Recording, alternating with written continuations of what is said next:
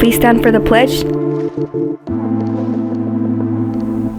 Put your right hand over your heart. Ready, begin. I pledge allegiance to the flag of the United States of America and to the republic for which it stands, one nation, under God, indivisible, with liberty and justice for all.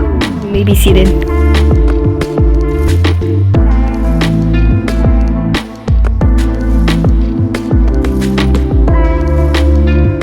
Good morning. Today is Wednesday, March 13th, a very weird anniversary for most of you that are in second grade and higher.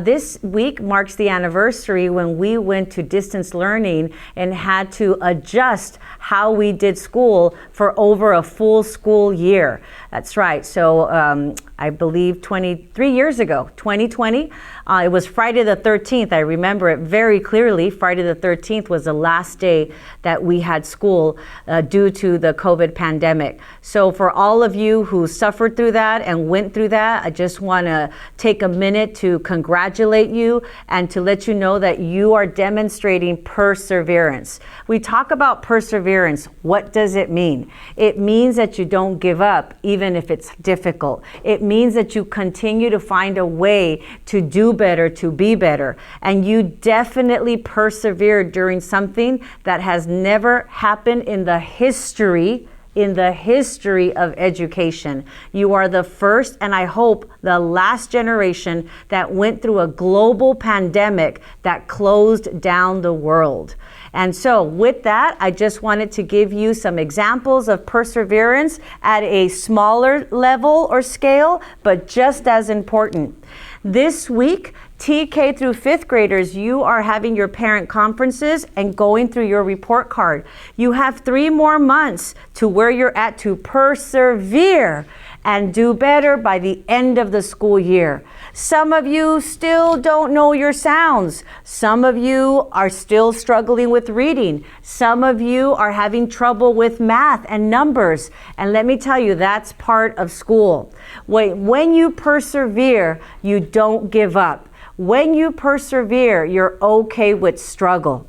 When you give up, or when you're like, I don't want to try anymore, this is as smart as I want to get, you're no longer persevering. So I just want to make sure that TK in fifth grade continue to persevere. For our middle school scholars, especially our class of 2028, you are about to take the last tests here at middle school, the math and the ELA. What does it mean to persevere for you and your personal life? It means that you do better than you did the last test.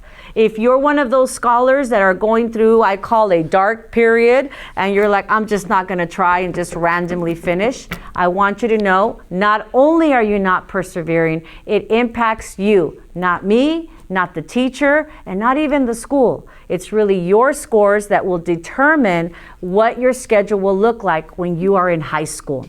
But for the 6th and 7th graders, it also matters to you to persevere. As you take the STAR test, you saw some examples yesterday of students that persevered. And what did it get them? A few of students reclassified mid-year and they no longer have ELD. A few students have moved up to honors, and a few students still have moved out of the F category on their report card. Also, as I create the master schedule, because yes, we have to create it, we take a look at all the students' STAR scores and we base how many math classes Ms. Pintor has to have for intervention or lower level math, and how many classes Ms. Shield has to have of honors math or algebra or grade level math. How do you do that, Dr. Salas? Your STAR scores.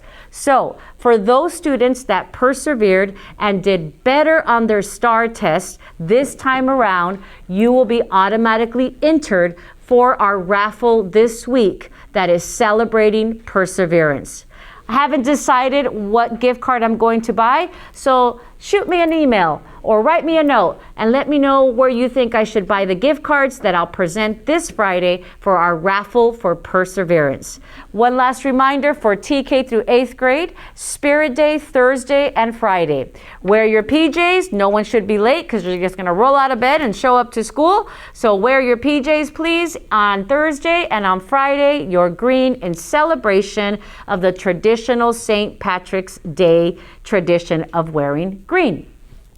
Last but not least, we are a uniform school Monday, Tuesday, Wednesday, and Thursday. Friday is the only free dress day. You can wear a hoodie that has a logo that you can cover with your hand. If your logo doesn't say SMA and you're not able to cover it with your hand, you're out of dress code. So what does that mean? If you're doing that, if you have it right now, I'll ask you. You can wear your hoodie inside out for the remainder of the day. I'm flexible, but if you reverse it as soon as we're gone, I'm gonna ask you to put it in 404 for the end of the day. So we're almost at the finish line. We're a uniform dress school. I have a lot of great ideas for next year's uniform line, including some of those cool jackets that I see some of the middle school wearing, the 2-color jackets, breaker jackets, I think they're called. But more on that in another announcement. Have a great week, everybody, and I'll see you on Friday. Good morning, and welcome to Mr. Jazowski's Wisdom on Wednesdays. Life It's too short to be unhappy.